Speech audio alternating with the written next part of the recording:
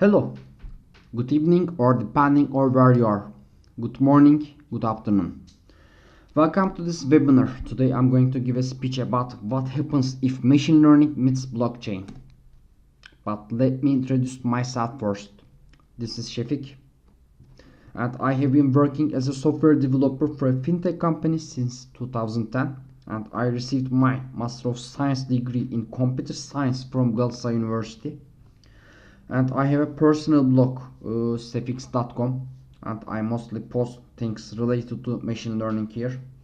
And you can find me on Twitter with my surname.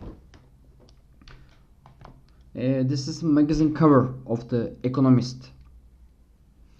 The magazine described the data as the new oil, and these data-driven companies are demonstrated as oil drilling platforms. This is because net worth of these six companies are almost $2.5 trillion.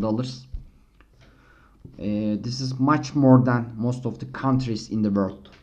For instance, gross domestic product of the France was $20.5 billion in 2017. In other words, these companies might become a strong European country similar to France, based on their net worths. So what makes these companies valuable? I think they are fed by data. Besides, we feed our own data to these platforms just like volunteers. For example, this picture was taken during the public meeting of the Obama in Berlin, and almost every people takes photo, and they will share these taken photos on Facebook or Instagram soon. And this means new data for these data driven companies. But having data cannot make these companies big. They have power to process this data.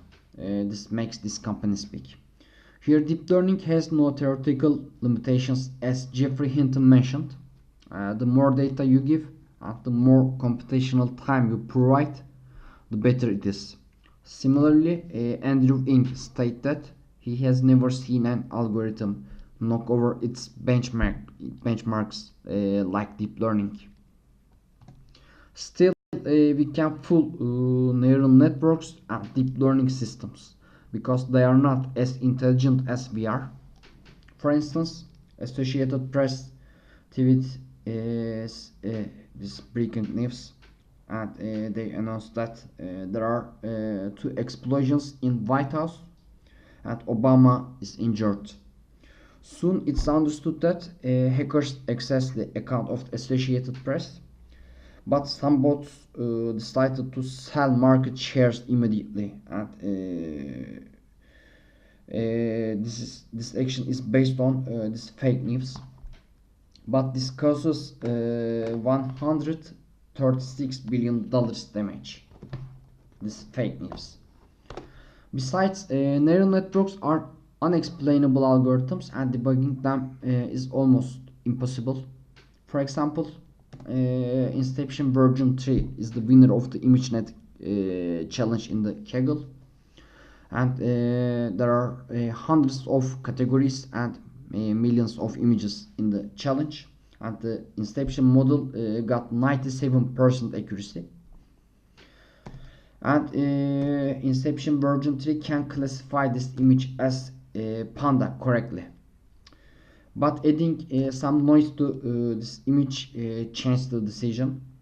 Now it's classified as gibbon incorrectly. People cannot find a major difference between these two images, the left side on the right side, but Inception model finds actually they are as different as the noise. So if you feed the manipulated image on the right side to the network, it causes to mislearn or mispredict, and this is called adversarial attacks. Manipulations might cause vital results in some cases, such as driverless cars. And this is a physical adversarial attack. and this is classified as 45 miles per hour sign, even though it's a stop sign. Consider what happens because of this misclassification. And we know that people enjoy to manipulate systems. They always do. But how can we defend? Here, digital signatures might become solutions because attacking a public key system is much harder than cracking a password or accessing a Twitter account.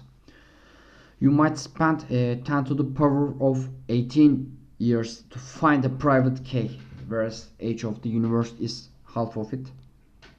Here, if Associated Press tend to sign its messages, its tweets with the digital signature, with its private key, readers can realize that the account is accessed by some bad people. But just signatures cannot be enough to be defensive because some bad people, some bad accounts still can broadcast fake news and sign with its private keys. Here, blockchain would be effective enough because if you detect the manipulated data on your system, you can ban the owner of the message. Here, blockchain and machine learning are like yin and yang because they are based on opposite ideas, but they complement each other just like puzzle parts. PayPal Mafia members compared these technologies, blockchain and machine learning, very interestingly. For example, Peter Thiel stated that crypto is libertarian, whereas AI is communist, the opposite political ideas. Similarly, another PayPal Mafia member, Reid Hoffman, said that crypto is anarchy where AI is the rule of laws. What's more, blockchain is deterministic, whereas machine learning is probabilistic. I mean that blockchain data is exact, but machine learning results are not. For example, this guy is fed to blockchain with his exact age, 28. But machine learning model can say this guy might be in age between 22 and 40. It's probabilistic. It's probabilistic prediction. Moreover, blockchain has a decentralized architecture, and there is no owner of the system. But machine learning systems, have centralized architecture. You have the model if you build it, and it's all up to you to share the model or pre-trained weights. It's all up to you. Furthermore, blockchain transactions are transparent. You can see all previous transactions. For example, here Bernard sent 200 blockchains to Gerald. But deep learning models are total black boxes. You don't know how model decide. You don't know the inside of this black box. Also, blockchain transactions are permanent. If you change anything in a chain, it causes a change the signature of the chain. For example, I remove this transaction. Bernard sent 200 bitcoins to Gerald. Then this causes the change of the signature of this block. But the following block expects the signature of the previous block. This causes the change of the all blocks. This damages all chains in the blockchain. In contrast, machine learning models are changing. You can build a successful model and move to production initially, but in time it might predict with high errors. You need to remodel by adding new features, layers or nodes, or you need to retrain the same model with new data. So what happens blockchain meets machine learning? You have secure data. Also, blockchain encourages people to share more public data. This causes you to have more data. When you have secure and more data, you will have better machine learning models. This enables you to have better results, and better results come with better actions. In this way, you can optimize time, money, or workforce. So we have mentioned what happens if blockchain meets machine learning, and my favorite definition of blockchain is that it's a solution looking for its problems.